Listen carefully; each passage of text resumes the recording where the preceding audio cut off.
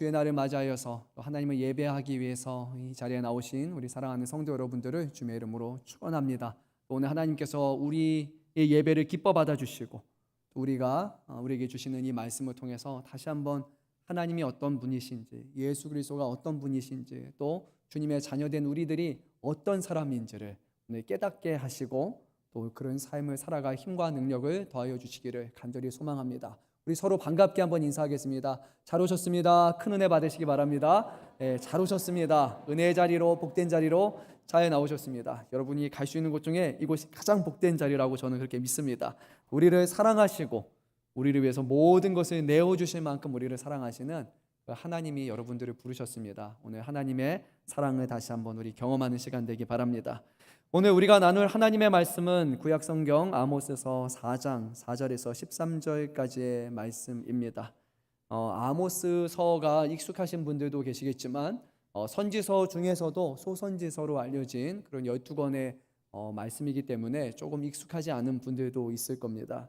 자, 아모스서는 어떤 내용인가? 아모스는 또 어떤 것을 배경으로 하는가? 그런 것들을 먼저 짤막하게 나누고 오늘 말씀을 우리가 또 전하도록 하겠습니다. 아모스서는요, 북이스라엘을 배경으로 합니다. 그러니까 통일 왕국에서 분열 왕국이 되었고 남쪽에는 유다를 중심으로 그리고 베냐민 지파에서 유다 중심으로 해가지고 이제 예루살렘 중심에 남유다가 세워지게 되고 나머지 10개의 지파는 이제 북이스라엘에 이제 세워지게 됩니다. 그래서 이곳의 왕은 여로보암 2세가 됩니다. 여로보암 2세는 또 누구냐라고 좀 생소할 수도 있습니다. 근데 여로보암 2세는 우리가 기억해야 될 것이 무엇이냐면 여로보암 2세는 강력한 지도자였고 그리고 그의 통치 아래 북이스라엘은 정치적으로 경제적으로 아마 북이스라엘이 누릴 수 있는 최고의 번영기라고 볼 수 있습니다. 여로보암의 강력한 통치력 아래서 북이스라엘은 과거 다메섹과 하맛 지역까지 영토를 확장했습니다. 실감이 안 날 수도 있을 거예요. 어느 정도의 영토 확장이냐? 그러니까 솔로몬 왕국 이후에 최대 영토 확장이에요. 가장 지금 번창하고 있는 그런 시기입니다. 그리고 이렇게 번성할 수 있었던 그 이유 중에 하나는요, 바로 그 북이스라엘 위쪽에 위치한 아주 강력한 나라가 있는데 아수르라는 나라가 이 시기에 바로 그 내부적인 정치적인 어려움이 있었기 때문에 외적으로 이렇게 많은 관심을 두지 못합니다. 그래서 그 틈에 이 북왕궁이 점차 이제 번성할 수 있었습니다. 그리고 무역을 번성하게 되었고 그리고 농사도 또 잘 됐어요. 그래서 재물이 풍성했던 시기가 바로 이 시기입니다. 그래서 말씀을 쭉 보게 되면 이 시기에 군사적으로도 성벽을 세우고 잘 방비하고 그리고 재물도 풍성했던 시기, 아마 태평성대라고 부를 만큼 가장 좋았던 시기가 바로 이 여로보암의 시대입니다. 그런데 어느 국가든지 아무리 부유하고 아무리 좋아도 문제가 없는 나라는 없습니다. 특별히 이 시대의 북이스라엘의 가장 큰 문제점이 두 가지가 이제 거론이 되는데요. 하나는 영적으로 가장 타락했던 시기였고, 그리고 또 한편으로는 이 부유하기 때문에 발생하는 문제가 있습니다. 빈부의 격차가 너무 벌어지게 되고, 그리고 부유한 사람들이 귀족과 같은 계급들이 노동 계급들 또 그 사람들의 것을 함부로 착취해서 많이 힘들었던 그런 시기이기도 합니다. 말씀을 보게 되면 경제적 번영으로 인해서 상류층과 귀족들은 이제 상당한 부를 축적할 수 있게 됐고요. 돈이 많다 보니까 사치스럽고 호화스러운 그런 생활을 할 수가 있었습니다. 또 이런 것에 맞들리다 보니까 그런 호화스러운 생활, 사치하는 생활을 계속해서 이어나가기 위해서 결국 가난한 사람들의 것, 힘이 없는 사람들의 것을 점점 탐하고 빼앗기 시작을 합니다. 그래서 부유층들은 부당한 방법으로 이제 재산을 축적하고 가난한 자들을 착취하고 억압을 했습니다. 그리고 경제의 번영 속에서 결국 돈, 재물이 가장 중요한 화두로 떠오르기 때문에 이제 돈을 위해서라면, 재물을 위해서라면, 부를 위해서라면 이제 지켜야 될 법들을 하나하나 지키지 않는 일들이 발생하게 됩니다. 그래서 도덕적인 체계감이 가장 해이해진 시기이기도 하고 사회 정의와 윤리가 많이 무너진 시기이기도 합니다. 이런 시대적인 배경 속에서 하나님은 북이스라엘이 아니라 남왕국 유다에 있는 그것도 예루살렘으로부터 16km 가량 떨어진 아주 작은 드고아라는 마을에서 양을 치며 그리고 뽕나무를 재배하던 관리하던 그런 아모스라는 사람을 임시적으로 선지자로 부르시게 됩니다. 그래서 그를 부르셨고 그를 북이스라엘로 보내셔서 하나님의 말씀을 전하게 하셨습니다. 아모스는요, 제사장 가문의 사람이 아닙니다. 그리고 제사장 곁에서 왕궁에서 하던 이사야 같은 그런 선지자가 아닙니다. 또는 뭐 엘리사와 같이 어떤 선지자 그룹 안에서 그렇게 수련했던 선지 생도도 아닙니다. 아모스 7장 15절 말씀을 보면 하나님께서 양치기에 불과했던, 양치기와 농부를 겸했던 그를 그냥 부르셨고 선지자로 세우십니다.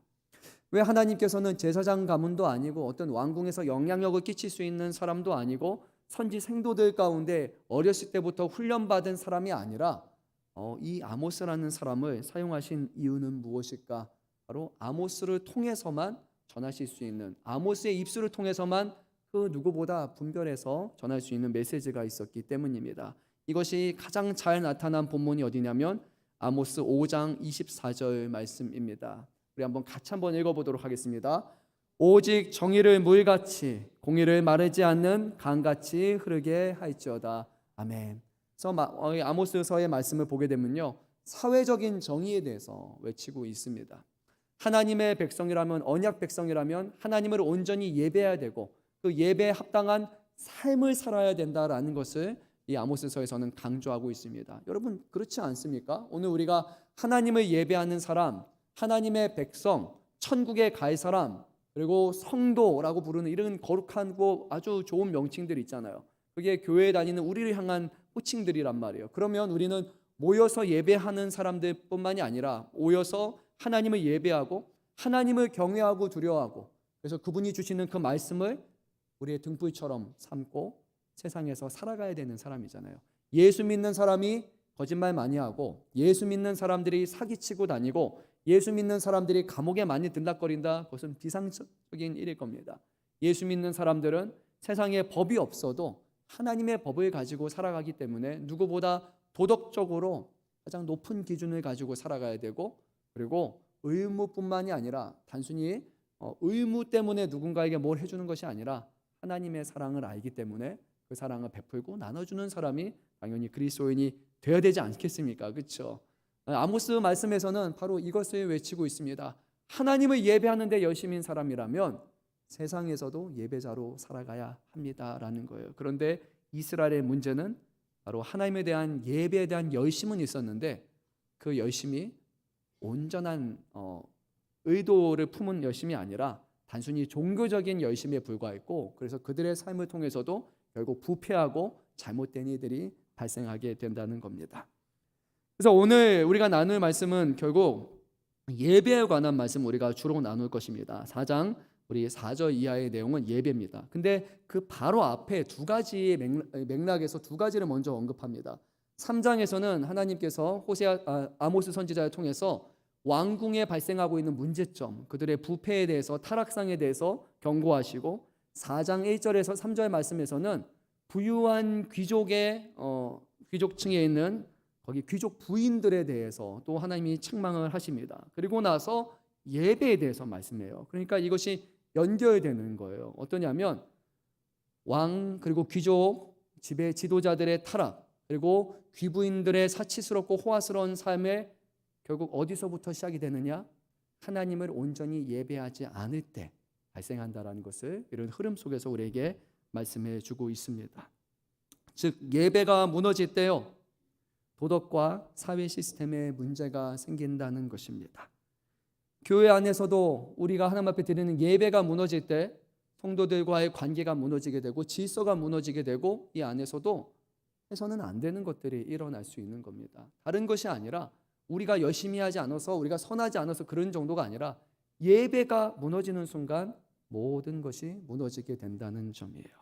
그래서 오늘 말씀을 함께 나누면서요 과연 예배가 무엇인지 그리고 이스라엘이 드렸던 잘못된 예배는 무엇인지 오늘 우리가 드려야 되는 참된 예배는 무엇인지를 중심으로 우리가 한번 말씀을 나누도록 하겠습니다. 그래서 이 말씀을 통해서요 제가 바라는 것 저와 여러분 모두에게 바라는 것 하나님이 기뻐하시는 참된 예배가 회복되었으면 좋겠습니다. 그리고 예배 회복을 통해서 우리의 삶 또한 예배자의 합당한 모습으로 변화될 수 있기를 간절히 소망합니다. 그러면 잘못된 예배를 우리가 한번 보면 좋을 것 같아요. 이스라엘이 드렸던 잘못된 예배, 뭐가 그렇게 잘못됐는지 한번 보도록 하겠습니다. 4절 5절 말씀 우리 한 목소리로 있습니다. 너희는 베델에 가서 범죄하며 길갈에 가서 죄를 더하며 아침마다 너희 희생을 3일마다 너희 11조를 드리며 누룩 넣은 것을 불살라 수은제로 드리며 낙헌제를 소리내어 선포하려무나 이스라엘 자손들아 이것이 너희가 기뻐하는 바니라 주 여호와의 말씀이니라. 아멘. 우리가 읽은 이 앞부분의 4절의 말씀은요, 집중해서 보면요 참으로 충격적인 말씀입니다. 왜냐하면 베델에 가는 것 그리고 길갈에 가는 것은 하나님을 예배하기 위해 가는 겁니다. 근데 하나님은 베델에 가서 예배하라는 것을 뭐라고 말씀합니까? 범죄하며. 길갈에 가서 예배하는 것을 뭐라고 말합니까? 죄를 더하며 라고 말씀합니다. 여러분, 오늘 우리가 하나님을 예배하기로 나왔잖아요. 예배를 통해서 하나님이 기뻐 받으시고 하나님이 우리에게는 은혜와 복을 주시기를 우리는 바라면서 이 자리에 나왔잖아요. 근데 하나님이 우리의 예배를 보고 너희가 죄를 저지르고 있구나, 너희가 오늘 악한 마음을 품고 나에게 죄를 저질렀다라고 평가하신다고 생각해 보세요. 얼마나 안타까운 일입니까? 여러분, 이 자리에 오기 위해서 우리가 얼마나 많이 수고했습니까? 네, 어디 놀러 갈 수 있고요, 늦잠 잘 수 있어요, 편안히 하루 빨간 날 쉴 수 있습니다. 근데 그럼에도 불구하고 오늘 하나님 예배하기 위해서 우리가 이 자리에 나왔잖아요. 봉사하시는 분, 섬기는 분들도 계시고요, 오늘 또 바쁜 일정, 보통 주일 되면 결혼식 뭐 이런 거 많잖아요. 그런데 그런 거 다 뒤로 하고서 그래서 오늘 이 자리에 하나님 예배하기에 나왔잖아요. 어떤 분들은 식사도 하지 못하고 이렇게 나오신 분들도 있습니다. 편히 쉬어야 되는데 화장도 하고 치장도 하고 뭐 하다 보니까 너무 분주하게 이렇게 나오신 분들도 있어요. 그래서 우리가 열심히 오늘 이 자리에 예배 자리에 나왔는데 하나님이 하시는 말이 너희가 드리는 예배가 나에게는 죄가 된다. 너희가 하는 것이 죄니까 내가 그것을 책망하고 심판할 거다 라고 말씀을 하신다고 생각해 보세요. 얼마나 충격적인 일입니까?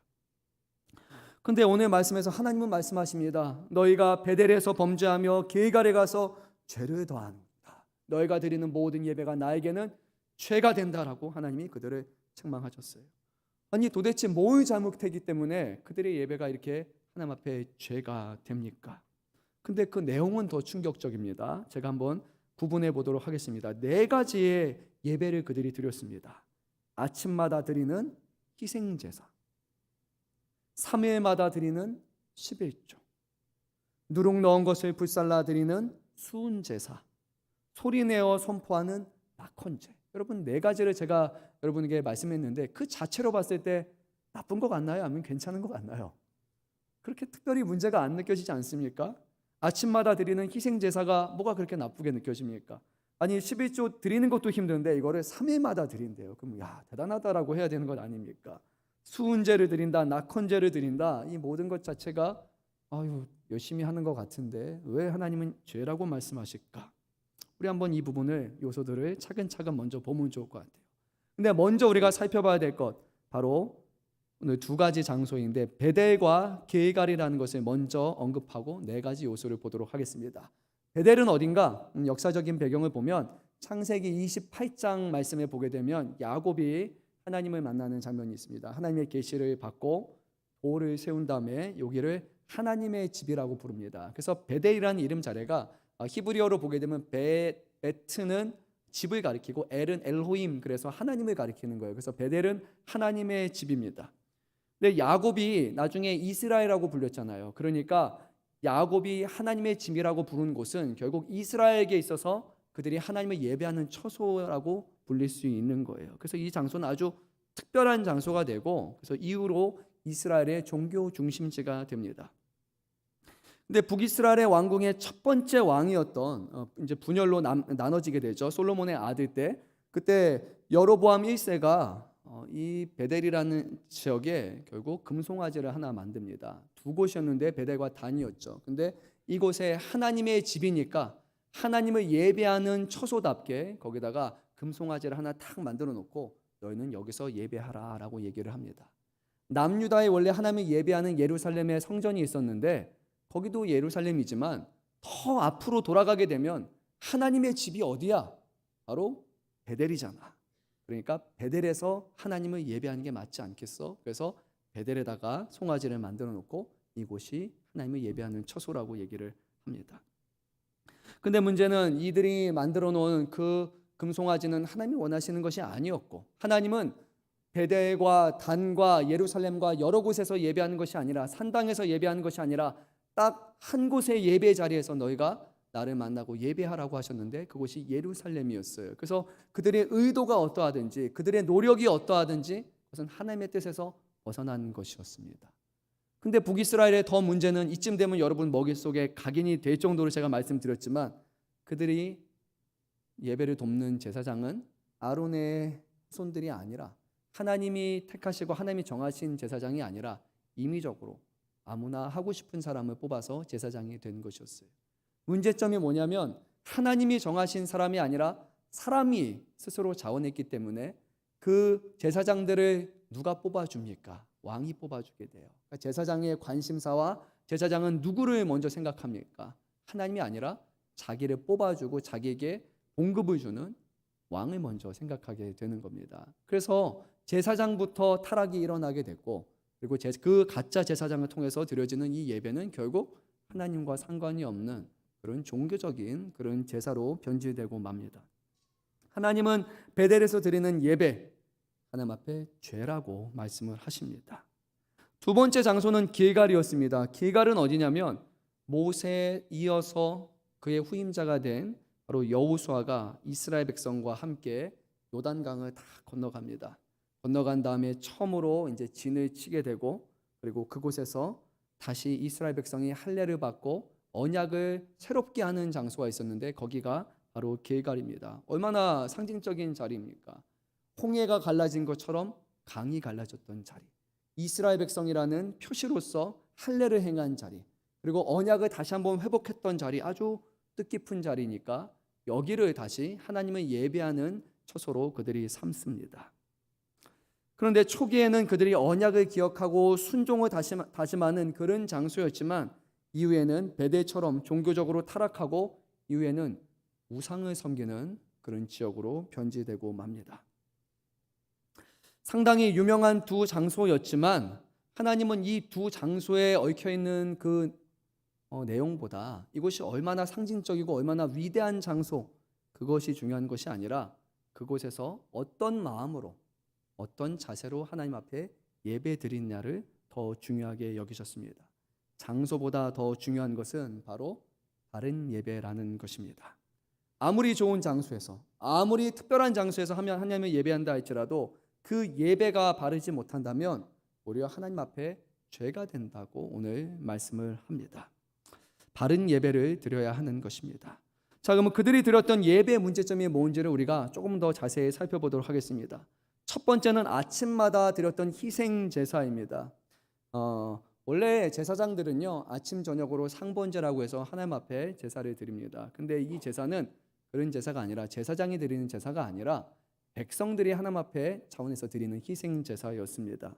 제사장과 같이 열심을 가지고 매일매일 아침마다 제사를 드리는 거예요. 희생 제사니까 거기에는 동물을 하나님 앞에 바치는 그런 행동이 일어납니다. 그렇게 열심을 드리는 건 하나님을 향한 어떤 우리의 헌신의, 그리고 우리의 경건의 그런 모습을 드러내는 그런 행위였을 거예요. 그런데 하나님은 이것을 기뻐받지 않으셨어요. 그 이유는 한 가지입니다. 그들이 제사는 반복적으로 드렸지만 그 안에 하나님을 향한 온전한 마음으로 드린 것이 아니었어요. 외적으로는 열심을 내었지만 내적으로는 형식적이고 아주 위선적인 그런 제사를 드렸어요. 그들이 위선적인 제사를 드렸다는 것을 어떻게 우리가 알 수 있습니까? 하나님 앞에 제사는 열심히 드렸는데 하나님이 하라고 하는 말씀에 대해서는 그들이 불순종했기 때문입니다. 하나님을 향해서 제사는 드리지만, 그래, 나를 사랑한다면 내 말을 잘 들어야 돼.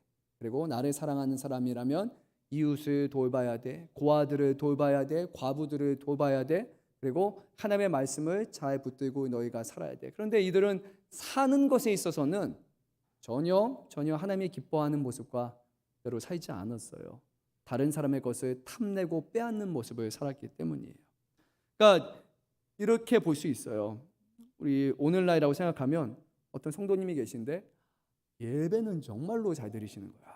모든 예배에 참여하시고 정말 헌신을 다해서 예배를 딱 드리시는데, 예배를 드릴 때는 그 누구보다 경건의 모습인데 예배를 드릴 교회가 아니라 바깥에서 만나면 다른 사람이 되는 거예요. 말과 행동과 하는 모든 것이 너무나 세속적인 사람으로 살아가는 거예요. 교회에서는 정말로 경건, 밖에서는 교회 안 다니는 사람처럼. 물론 그런 사람이 없을 거라고 저는 생각을 하지만, 근데 개 중에는 또 다른 교회는 있을 수도 있는 것 같아요. 그래서 이스라엘의 모습은 그런 것이었습니다. 하나님 앞에 예물을 드려요. 근데 희생 제사를 잘 준비해요.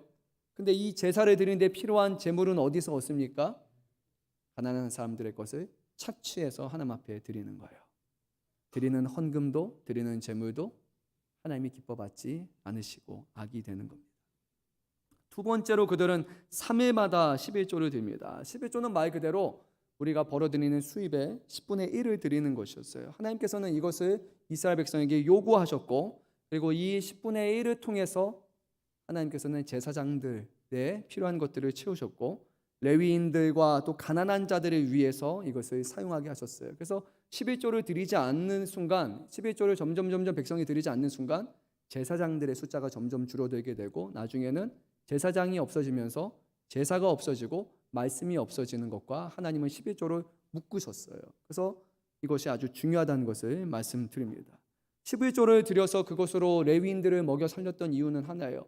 레위인들은 하나님이 이 12지파 가운데 나의 것으로 삼으셨기 때문에 그들은 밖에 나가서 일하는 것이 아니라 내 것을 그들이 먹여야 된다라고 말씀을 하신 겁니다. 근데 원래 11조는요, 매년 또는 3년마다 한 번에 드리는 것이었어요. 근데 그들은 1년을 기다렸다가 하나님 앞에 준비해서 드린 것이 아니라 3일이 멀다 해서 찾아와서 계속 11조를 바치는 겁니다. 물론 그렇게 하는 행위 자체가 긍정적으로 보일 수는 있어요. 근데 또 한편으로는 그렇게 하나님이 요구하신 것이 아닌데 종교적인 열심으로 너무 한 거예요.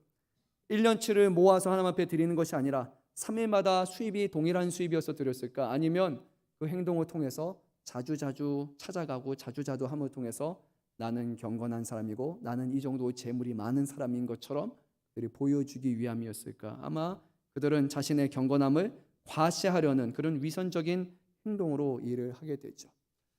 신약 시대의 헌금을 생각해 보면요, 우리가 떠오르는 장면이 하나 있습니다. 바로 아주 적은 것을 하나님 앞에 드렸지만 예수님께서 그 누구보다 가장 많은 것을 드렸다고 그렇게 인정하셨던 한 여인이 있습니다. 바로 2렙돈을 드렸던 여인입니다.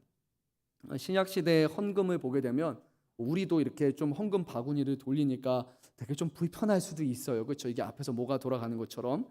근데 신약 시대에 이 헌금을 드렸을 때는 어떻게 드렸냐면요, 원래 여인들이 들어갈 수 있는 뜰 안에 그쪽에 이제 헌금을 드릴 수 있는 곳을 이렇게 만들어 놓습니다. 근데 거기에 헌금을 드릴 때는 우리처럼 지폐를 드리는 게 아니라 동전을 다 가지고 와서 드립니다. 근데 동전을 딱 드리면 그 소리가 나게끔 구조를 만들어 놨어요. 그래서 어떻게 되냐면 동전 하나 딱 들을 수 있는 순간 그 동전이 이렇게 안에 들어가면서 좁은 이렇게 목을 따라서 이렇게 소리가 톡톡톡톡톡 나서 동전이 딱 떨어지게 만든 겁니다.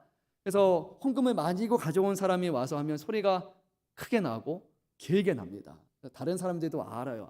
저 사람은 헌금을 많이 내는구나. 그래서 돈이 많거나 아니면 복을 많이 받았거나 열심히 있는 사람이라는 것을 모두 다 알 수 있도록 그렇게 해놓은 거예요.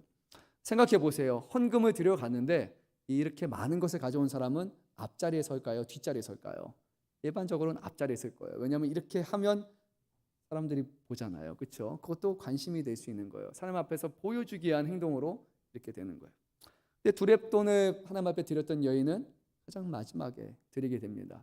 왜냐하면 하나님 앞에 드리는 그것조차도 너무 작은 것이어서 그 소리가 거의 나지 않을 정도로 희미한 것이기 때문에 헌금을 드리는 것조차가 감사함이지만 자기에게는 수치스럽게 느껴지는 그런 상황이었던 거예요. 그런데 주님께서는 그 상황을 아시고 그 여인이 가장 많은 것을 드렸다라고 말씀을 하십니다.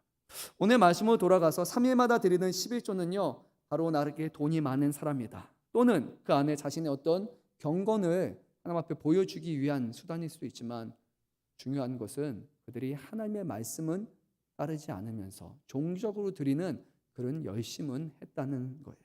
그것을 하나님은 오늘 비판하십니다. 세 번째로의 문제가 있습니다.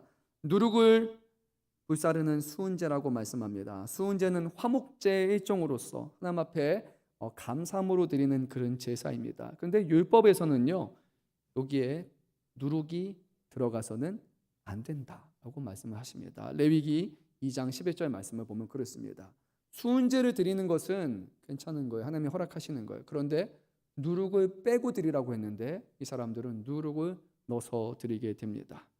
가장 근원적인 문제는 율법을 어기면서 우리가 드리고 싶어하는 방식으로 내 멋대로의 제사를 지금 드리고 있는 거예요. 어쩌면 누룩이 들어가지 않은 것은 작은 거, 그리고 누룩이 들어간 것은 커 보이는 거기 때문에 부피의 차이가 분명히 있을 겁니다. 그리고 여기다가 하나님이 원하시는 것보다 이왕이면 누룩을 넣고 더 좋은 것으로 더 크게 해서 만들고자 하는 그런 모습이 있을 거예요. 저는 누룩을 넣은 것과 넣지 않은 것을 비교해 볼 때 그런 생각이 들었어요. 하나님이 요구하시는 것은 물론 출애굽의 배경도 있지만 아무것도 첨가되지 않은 그런 순수한 것을 하나님 앞에 드리는 것이지만 누룩을 첨가한 것은 거기에 향과 조미료와 어떤 첨가물을 가득 더해가지고 그래서 드리는 것을 더 화려하게, 더 크게, 더 멋있게, 더 거창하게, 더 위대하게 이렇게 드리는 것으로 느껴졌습니다. 하나님이 원하시는 예배를 생각해 볼 때요, 우리가 드리는 예배가 찬양대 숫자가 엄청나게 많으면 한 1000명이 부르면 우리가 느끼기에는 멋지다, 너무 듣기 좋다라고 할 거예요. 그리고 건물도 좋아버리고 그리고 모든 것이 잘 구비되고 갖춰지면 우리는 보이는 것에 따라가는 사람들이기 때문에 와, 뭔가 멋지다, 좋다라고 느껴질 겁니다. 근데 하나님은 그것이 아니라 내가 요구한 것을 너희가 따라야 된다라는 그런 기준으로 말씀하십니다. 아무리 화려하고 아무리 멋지고 아무리 많은 것을 드린다 할지라도 하나님이 말씀하신 것이 아니라면 하나님은 결코 그것을 기뻐 받지 않는다는 거예요. 여기까지 세 번의 내용을 보게 되면 결국 우리가 느낄 수 있는 것은 뭐냐면 이 사람들의 제사와 예배에 대한 관심사는 하나님의 말씀과 하나님의 기뻐하시는 것이 아니라 누구를 만족시키는 겁니까? 자기 자신을 만족시키는 거예요. 내가 이렇게 하는 것을 드러내고 내가 이렇게 해야 직속이 풀리고 내가 이렇게 하면 사람들이 알아줄 것이기 때문에 내가 원하는 방식의 예배를 지금 드리고 있는 겁니다. 이것이 이제 마지막으로 낙헌제에 대한 내용으로 연결이 됩니다. 낙헌제는 자발적으로 드리는 제사로서 하나님께 감사의 표현이나 개인적인 어떤 서원을 했는데 그 성취가 이루어졌을 때 기념하면서 드리는 거예요. 근데 오늘 말씀을 보니까 낙헌제를 하나님 앞에 조용히 드리는 것이 아니라 선포합니다. 나 낙헌제를 드립니다. 사람들에게 다 알려주는 거예요. 나 받은 뭐가 있어서 약속이 이루어져서 나 오늘 낙헌제 드리니까요. 자, 여러분 동네 사람들 다 보세요. 다 아세요. 내가 오늘 하나님 앞에 예배 드립니다라고 다 떠벌리는 과시적인 행동으로 예배를 수단으로 사용하고 있는 거예요. 예수님께서도 이 땅에 오셔서 서기관들과 바리새인들을 책망하시면서 이렇게 떠벌리고 외식하는 예배를, 그런 경건의 행동을 책망하신 적이 있습니다. 하나님 앞에 드리는 기도에 대해서 이 사람들은 손을 번쩍 들고 많은 사람들이 보는 곳에서 나 기도합니다, 나 경건한 사람입니다 하는 거에서 주님은 책망하시면서 뭐라고 하셨습니까? 은밀한 곳 골방에 가서 기도해도 하나님은 아시니까 그렇게 밖에 나와서 사람들이 보여주기 위한 기도를 할 필요가 없다. 금식을 하는데 나 금식하고 다닙니다 얼굴에 오만 상을 쓰면서 나 금식하는 티를 내는 거예요. 그래야 사람들이 봐도 경건한 사람인 것처럼 보이는 거예요. 그러니까 주님이 뭐라고 말씀하십니까? 야, 잘 씻고 다녀. 그리고 머리에 기름도 바르고 어루도 짜래가지고 누가 봐도 너 금식하는 사람 아닌 것처럼 보이게 해. 그래야 하나님이 아시는 거야. 사람들에게 보여주는 게 아니야. 또 다른 사람들에게 구제하는 사람들이 있어요. 근데 어떻게 합니까? 많은 사람들 앞에 자자자 막 오다 이쪽 오세요. 돈 없는 사람 오세요. 내가 돈 나눠줄게요. 모든 사람들이 다 보여주는 구제를 하는 거예요. 그래서 오른손이 하는 일을 왼손이 그렇게 하라라고 주님은 말씀하셨어요. 하나님이 보시고 하나님이 중심을 아시는데 이 예배를 통해서 자기 자신을 드러내거나 다른 사람들에게 자기 자신을 인정받기 위한 수단으로 예배를 드리지 말라라고 그러면 말씀하시는 거예요. 근데 이 사람들은요, 부유한 사람들이 많았고 귀족들이 많았어요. 돈 쓸 때가 너무나 막 어딘가에 쓰고 싶은 거예요. 그것을 종교 행위에 돈을 쓰므로 말미암아, 그렇게 보여줌으로 말미암아 자기 자신이 인정받고자 했던 그런 사람들을 주님이 비판한 겁니다. 사랑하는 성도 여러분, 예배는 누구를 높이는 겁니까? 하나님을 높이는 거죠. 예배는 누구를 만족시키는 겁니까? 하나님을 만족시키는 겁니다. 예배는 사람을 만족시키기 위한 행위가 아니에요. 그래서 오늘 우리가 말씀을 들을 때, 오늘 이곳에서 예배 드릴 때요, 내 기분, 내 감정에 따라 예배 드리는 것이 아닙니다. 내가 오늘 기분이 좋으면 찬양을 크게 부르고, 내가 오늘 기분이 안 좋으면 입 다물고 가만히 있는 거 아니에요. 말씀을 들었는데 이 말씀이 나에게 좀 와닿는 것 같아. 그러면 아멘이고, 오늘 말씀이 은혜롭습니다. 근데 이 말씀이 왠지 나에게 불편해요. 그러면 목사님 나를 겨냥해서 하는 게 아니야 라고 괜히 가서 마음 불편해하는, 그게 아닌 겁니다. 예배는 우리 자신을 채우기 하고 우리의 것을 위한 게 아니에요. 예배는 하나님 앞에 하는 거예요. 오늘 이 자리에 누구를 위한 예배를 드리고 있습니까? 하나님을 높이는 예배를 드립니까? 하나님을 찬양하는 예배를 드립니까? 하나님을 기쁘시게 하는 예배 드리기 위해서 이 자리에 나오셨습니까? 찬양의 가사마다 하나님을 향한 높임이 나와 있는데, 근데 그 찬양을 하나님 앞에 부르면서도 내 만족과 내 목소리와 내 노래 잘하는 것을 드러내기 위한 찬양이 된다면 그건 하나님이 죄라고 말씀하시는 예배가 되는 거예요. 오늘 예배 자리에 참여했으면서도 이 예배가 하나님이 아니라, 하나님을 기쁘시게 하는 것이 아니라, 하나님이 향한 예배가 아니라면 하나님은 죄라고 말씀하시는 거예요. 저는 오늘 일부 때 말씀드리고 조용히 사무실 가서 생각하면서 그런 생각이 들었어요. 오늘 우리는 예배자, 예배하는 사람으로서 오늘 적극적으로 예배에 참여하고 있는가, 아니면 이 자리에 방청객처럼 우리가 나와 있는가라는 생각이 제가 들었어요. 어쩜 우리가 이 자리에 앉아있기 때문에 너무나 듣는 것, 보는 것 익숙해서 예배를 방청객처럼 지금 방청하고 있다면, 관람하고 있다면요, 이 심각하게 잘못된 겁니다. 예배자로 부르신 거예요. 하나님 앞에 찬양을 하는 사람으로, 하나님의 말씀에 귀 기울여 듣는 사람으로서, 같이 신앙을 고백하는 사람으로서, 우리의 연약함을 회개하는 사람으로서, 하나님을 높이는 사람으로서 오늘 우리를 불러주셨음을 기억해야 됩니다. 하나님이 우리의 만족이 아니라 하나님의 영광을 위해서 우리를 불러주셨습니다. 그래서 오늘 하나님은 뭐라고 말씀하시냐면요, 5절 하반절에 이렇게 말씀하셨습니다. 이스라엘 자손들아, 이것은 너희가 기뻐하는 거야 라고 말씀하셨어요. 4가지 제사를 비판하시면서 야, 이건 내가 기뻐하는 게 아니야, 너희 기뻐하는 거잖아, 너희 만족을 위해서 드리는 거잖아. 하나님이 그렇게 책망하셨습니다. 사랑하는 성도 여러분, 오늘 우리가 드리는 예배, 우리 각 사람이 드리는 이 예배가 하나님이 기뻐하시는 예배인지 아니면 내가 기뻐하는 예배를 드리고 있는지 우리 여기서 똑바로 보아야 됩니다. 하나님을 기쁘시게 하는 예배라면 하나님이 영광을 거두시고 하나님이 우리에게 은혜를 더하여 주실 것입니다. 하지만 이것이 내 만족과 내 기쁨을 위한 나의 종교적인 열심과 행위로 드리는 예배라면 하나님은 네가 기뻐하는 거고 오늘 죄를 더하였구나 라고 우리에게 책망하실 것입니다. 이들은 장소를 중요하게 여겼습니다. 길갈, 베델이라는 곳을 중요하게 여겼습니다. 근데 하나님은요, 생각보다 장소를 중요하게 여기지 아니하십니다.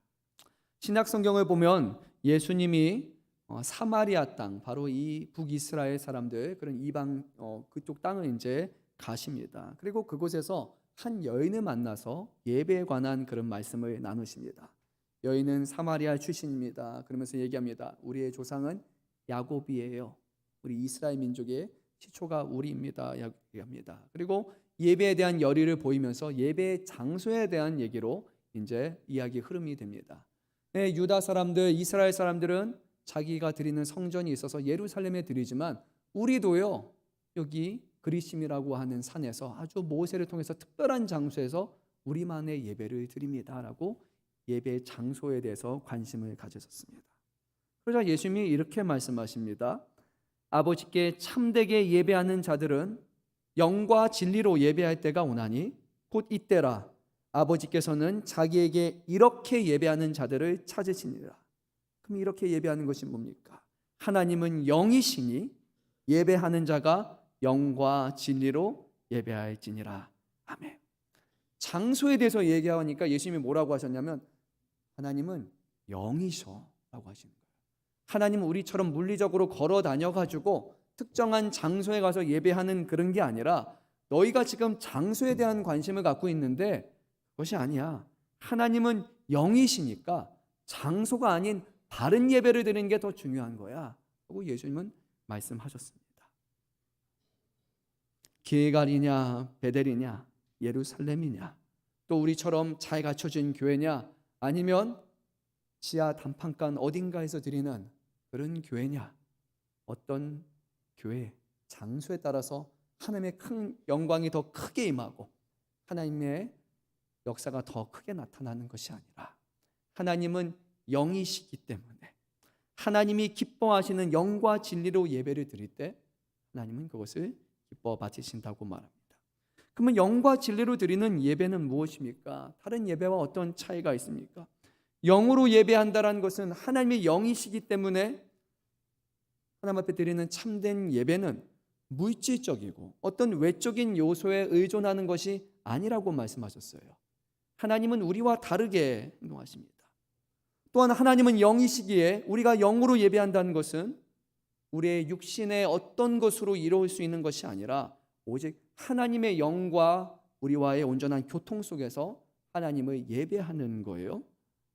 그래서 예배는 단순히 어떤 의식이나 형식이 아니라 우리의 영으로 하여금 하나님을 알게 하시고 우리의 영으로 하여금 하나님을 향한 고백을 하게 하시고 우리의 영으로 하여금 하나님이 기뻐 받으실 만한 온전한 예배를 드릴 수 있도록 도와주시는 성령의 충만함 속에서 우리는 하나님을 진정으로 사랑하고 진정으로 하나님을 경외하며 그 하나님을 예배할 수 있는 거예요. 고린도전서 2장 10절 11절 말씀을 보면 영으로 예배한다는 것이 결국에는 성령의 도우심과 역사 가운데 우리가 하나님 앞에 나아가는 것을 말씀하신 바 있습니다. 하나님은 영이시기 때문에 우리는 하나님을 영으로 예배하는 사람입니다. 그러면 진리는 무엇입니까? 진리는 그 1.1핵도 바뀌지 않는 하나님의 말씀이고 그리고 그 진리를 이 땅에 보여주시고 이루신 자기 자신을 진리라고 부르신 예수 그리스도가 바로 진리입니다. 그래서 예배는 진리로 드린다는 것은 우리의 주관적인 감정이나 우리의 인간의 전통에 기반하지 않는 거예요. 오직 하나님의 진리의 말씀에 기반해야 되는 것이고 오직 그 말씀이 예수 그리스도를 통해서만 드려질 때 이 예배가 하나님이 받으시는 예배인 거예요. 내가 어떻게 드리느냐, 어떤 열심으로, 어떤 마음으로, 어떤 방식으로 드리냐가 아니에요. 하나님이 무엇을 원하시느냐, 하나님이 무엇을 우리에게 요구하시느냐, 그 하나님의 말씀으로 온전히 따를 때 그것이 하나님 앞에 예배가 되는 겁니다. 하나님이 기뻐하시는 것을 깨닫지 못하고 그것을 들으려고도 하지 않고 알려고도 하지 않고 하나님은 여기 계신데 나는 여기다가 혼자 예배하고 있으면 내가 하고 싶은 방식으로 하면 하나님과 상관이 없는 예배를 드리는 거예요. 하나님께 예배 드리는 사람은 하나님이 원하시는 것으로 예배 드려야 하는 사람입니다. 결국 참된 예배는 성령의 역사와 하나님의 말씀이 예수 그리스도 위에서 조화를 이루어서 드리는 예배입니다. 사랑하는 성도 여러분, 우리가 이런 예배를 드리기에 힘쓰고 있습니까? 우리의 예배의 대상이 하나님이시기 때문에 하나님이 어떤 분이신지를 알기 위해서 힘쓰고 있고 하나님이 받으시기에 합당한 영광을 돌리기 위해서 힘쓰고 있습니까? 여러분, 예전에 귀족 시대 보게 되면요, 귀족에 따라 부리는 호칭이 있습니다. 제가 뭐 정확하게 아는 것은 아니에요. 그런데 귀족에 붙이는 호칭을 잘못 붙이면 난리가 납니다. 경이라고 부르는 사람이 있고 어떤 사람은 메저스트라고 불려되는 사람이 있고 여 하이네스라고 불려되는 사람이고 각자의 직분에 맞는 호칭으로 해줘야지만 인정이 되는 거예요. 그럼 우리가 예배하는 하나님은요, 하나님이 받으실 만한 영광이 있으신 거예요. 근데 우리가 그 하나님이 어떤지를 알려고도 하지 않고 그분을 뭐라고 부르셔야 되는지, 그분이 어떤 영광으로 어떤 예배를 받으시는지 알려고 하지 않으면서 그냥 나는 예배 드렸으니까 하나님이 영광 알아서 챙기세요. 나는 하고 싶은 거 있으니까 하나님이 알아서 좋은 거 받으세요라고 말하면 그것은 하나님이 나를 향한 예배라고 부르지 아니하십니다.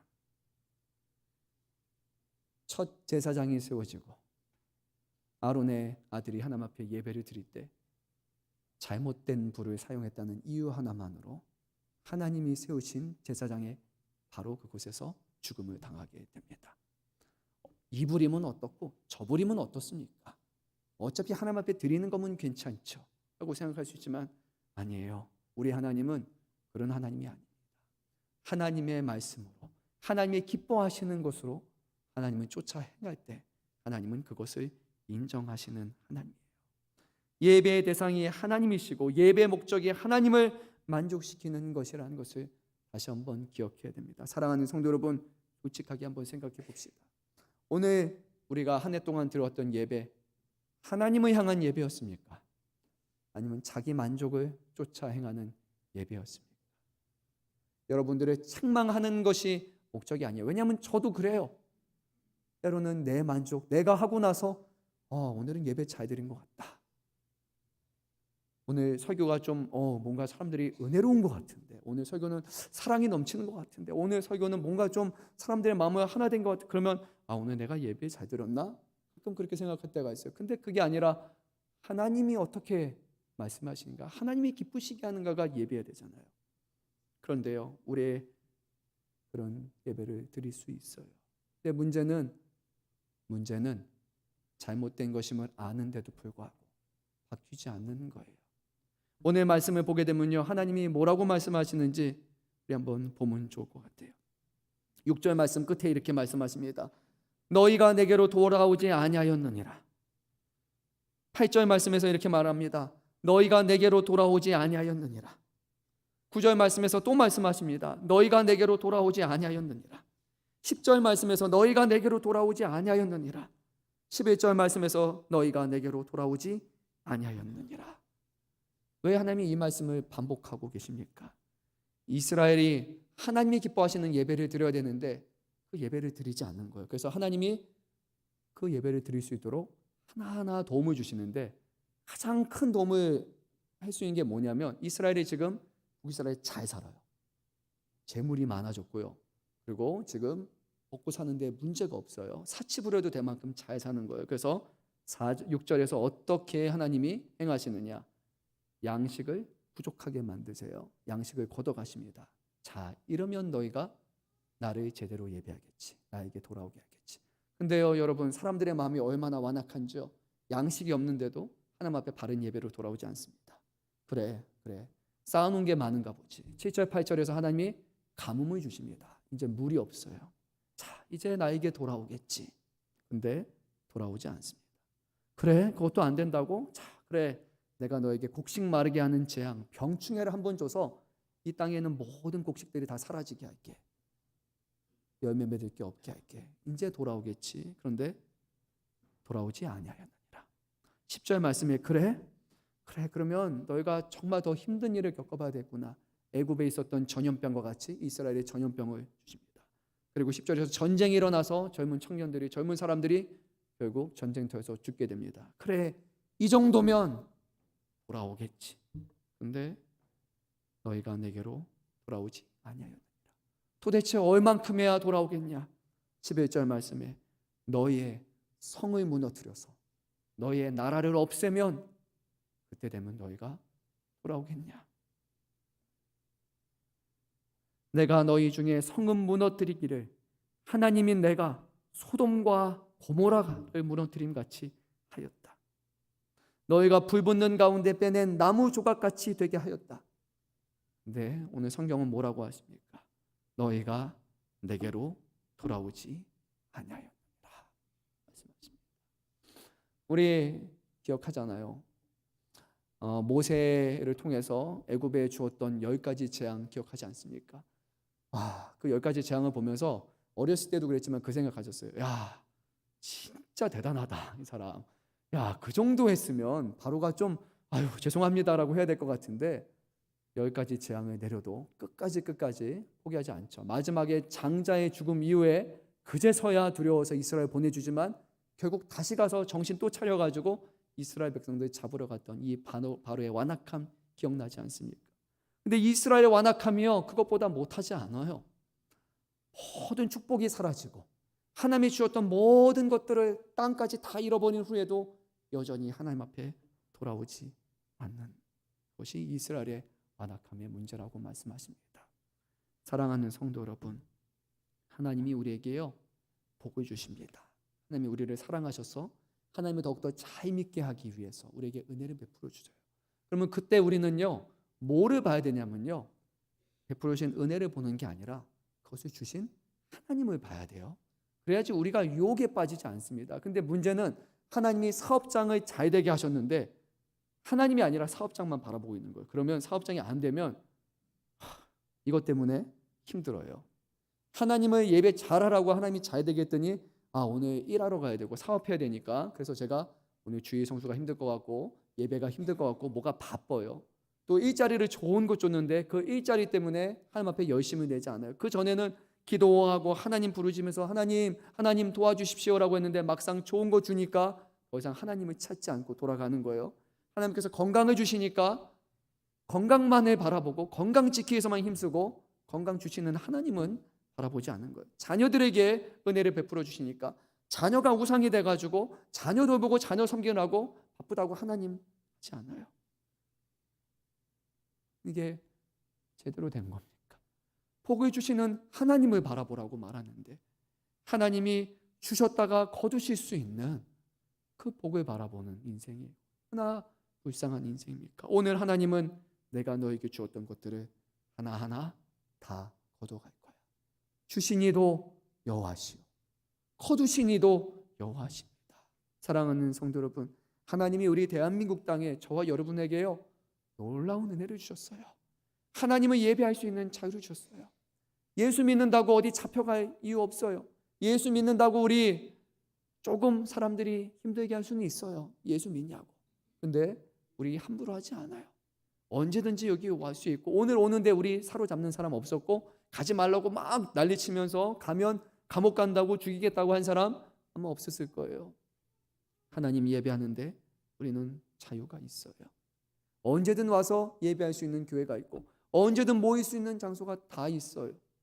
그런데 하나님이 주시는 은혜를 우리는 망각한 채 하나님을 바라보지 않고 지금 주어져서 얼마 후면 잠시 후면 사라질 것에 집착하고 있다면 하나님은요 우리를 사랑하시기 때문에 주신 것을 거두어서라도 다시 우리의 시선이 우리의 관심사가 하나님을 바라보게 하시는 거예요.